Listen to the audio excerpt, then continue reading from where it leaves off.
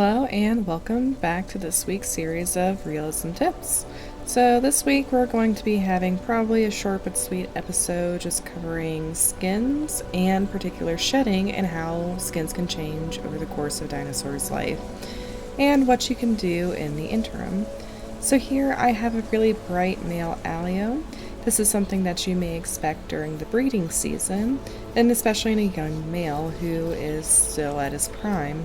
As a male ages, however, his skin may get less and less bright, he may be less and less vibrant, and he may not even be these colors the full year round.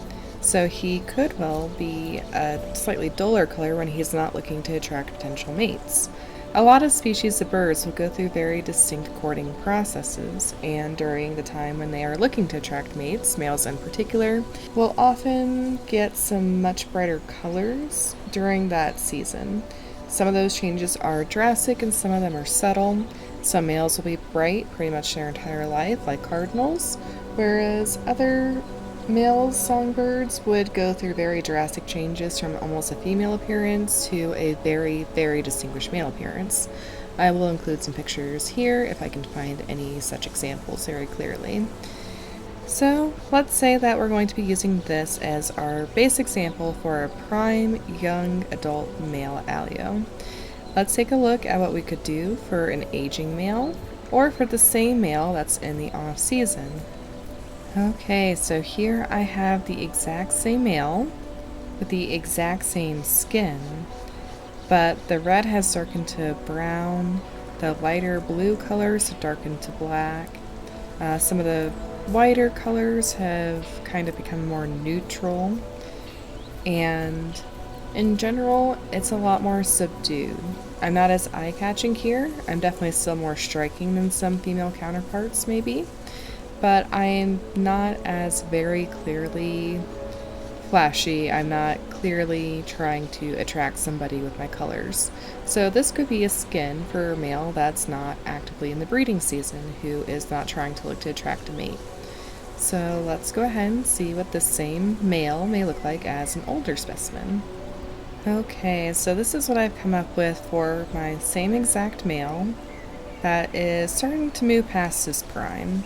So my whites are a bit more grayed out. My really dark striking colors have kind of lightened up to more of a brown instead of a black. Even my yellows are kind of a bit patchier now. They're a bit more broken up by those really muted colors. So this could be an older male in the off season or even in the on season. Maybe he just can't quite muster up the energy anymore to properly display his health through his plumage. He's just starting to slow down. He's not as healthy anymore, so he can't produce the exact same levels of, hey, look at me, ladies, I'm healthy, I'm the best mate ever. And that's something that can naturally go away in some animals. Other animals will get more vibrant as they get older, or otherwise can better showcase their ability to put on a show for their mates. So certain species of deer and elk come to mind where their initial set of antlers aren't going to be nearly as majestic as what a very mature bull could pull off. But in a lot of cases, males will get less strong as they get older, and you can use plumage as a way to directly reflect that. So this is just one way that you can indicate your dinosaur's health and availability to others. Of course, breeding seasons aren't really dictated nor are they enforced in the same way as like wet and dry season are in our Discord. But if you look to the rest of your group and you're starting to see the signs that people are getting interested in courting, you could always change your skin to reflect that as well. And that just adds a nice little extra flavor than, just always being bright or always being dull or even being static throughout the life.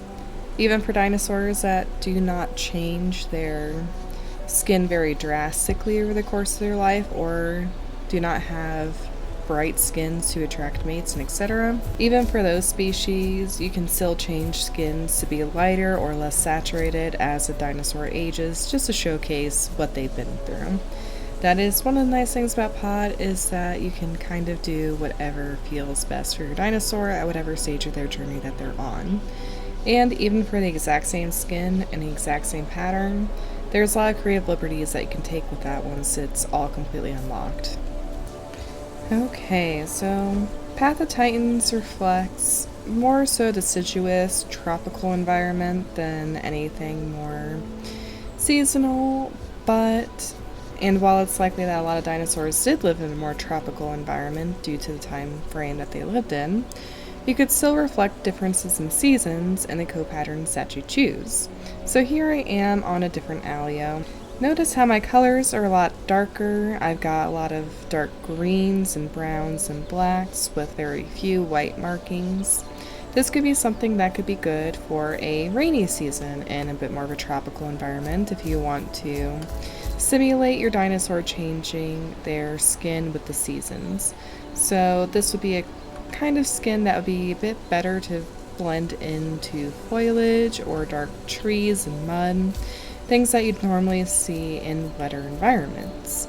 Now, if you wanted to change your skin to match something a bit more dry, you could do something a bit more like this. So this is the same skin, same pattern, just different colors. You can see here that I've gone for more of like a white sandy color on top with lighter browns and slightly paler whites on the bottom.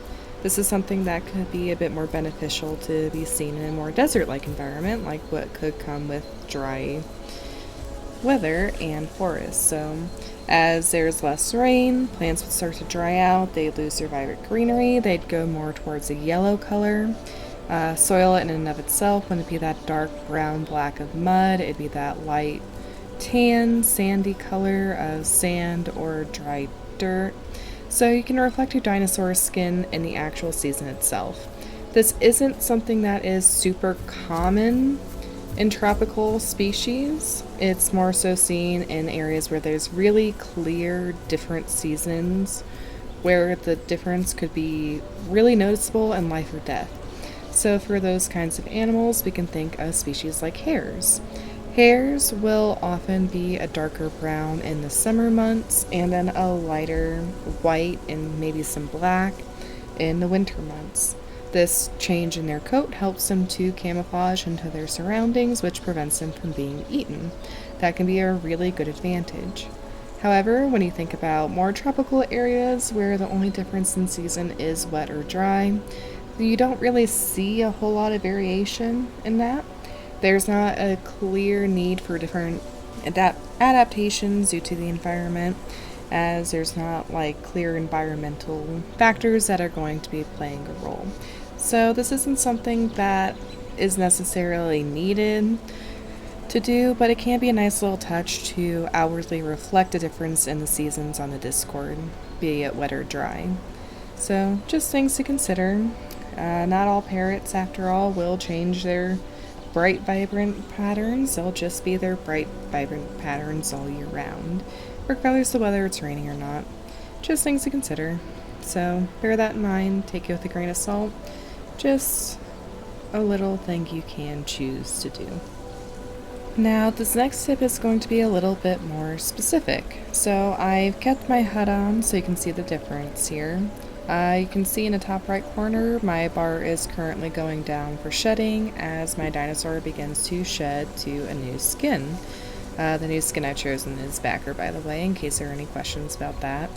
But for this, dinosaurs that have more reptile akin skins like Megalania here can run into problems that modern dinosaurs encounter, being reptiles like snakes and lizards, and that is stuck shed. Normally the shed will go through all in one go as the lizard or snake begins to go about their shed. The exact shedding patterns will vary between species, obviously. A lizard will not shed their skin the same way that a snake will. However, they can run into similar problems in that sometimes pieces of that skin get stuck. Normally, this doesn't create an immediate problem, however, it can sometimes cause issues, especially if it's stuck around the face or the eye. Specifically on snakes, this can be a major problem and can lead to long-term effects when it comes to them being able to see. So, as I start to go through my shedding process, I could mimic getting my skin uncomfortably stuck or just being uncomfortable from the shedding process in general. And one common way to get rid of stuck shed is to submerge the animal in water. So you, as this animal that is undergoing the shedding process, can soak yourself in water. You can try and get it off of your face, especially if you want to mimic it going around your eye. And that can be one way to showcase getting rid of shed. So just trying to look down, move your face through the water to get it off your eye. You can scratch against nearby rocks as well to try and remove it. If something like that doesn't work, then that could be one way to have a mundane problem lead to a longer term effect, like a disability. So for example, maybe my megalania just cannot get this little bit of skin off of its eyeball. It's just stuck there and it's stuck there. And maybe that just kind of sits there and rots now. Maybe now my megalania is just blind on one side of its face from a just random process that just didn't go well. That happens in nature all the time. Like, there are things that you can control, like injuries from possible hunts to a certain extent, by, just choosing to take your risks accordingly. And there are things that you can't, and sometimes that is sickness or a shed getting stuck where it shouldn't. So that's just something to consider whenever you are playing the game. Think about longer term effects of shedding and how to roleplay out negative effects of shedding. Of course, this is something that would probably mostly be seen in more lizard-like animals like megalania, which is why this is my prime example for them. So just another general thing to bear in mind for your dinosaur. Whether it be a routine shed that is always going to happen like a dinosaur that is aging, or something that you choose to have happen just for aesthetic purposes, or something that you are tying into a season or for breeding, is that shedding skin is never going to be a very comfortable process. Think about how you feel after you get a really bad sunburn and you got all that itchy, peeling skin. It's probably pretty similar for your dinosaur. Their skin is literally coming off completely in patches when it's shedding. Some dinosaurs have a groom emote that you can use to mimic, peeling that off, especially for dinosaurs that are feathered, which would really more so just be akin to like losing hair, so they'd just be pulling out feathers in clumps. But other things that you can do are shaking to try and discard that. Like with the megalania, you can soak to try and get as much of it off in one go as you can. You may be more inclined to stop on trees, rub up against them, try to get all that good itchiness out of your system. Even just brushing up on them can help remove that in bigger ways. You can do a combination, so you can go up to a tree or rock and shake on it to try and get rid of the itchiness. Your dinosaur in general could be a bit more irritable to others around it, especially if they're doing things that are in any way annoying. So maybe you'll try and, get a little bit of extra space for yourself away from everybody else. Some of these things could also just be more sensitive than usual as that new skin comes in and it's not quite used to being touched yet. So maybe even just going through bushes can be a bit painful or uncomfortable for your dinosaur, so you just shake through that as well as your dinosaur starts to get used to the new skin and get rid of all the old bits. I think that's where we'll go ahead and leave that off here. I know it's a relatively simple concept to go around, but sometimes it's good to just take a chance and cover the basics, and to just see what all you can do even with the exact same skin and patterns as your dinosaur goes about its life journey, and as it ages or comes into other problems. But I will see you all in the next episode. I hope you enjoyed this one. Till then, stay safe. I'll see you next time, and bye!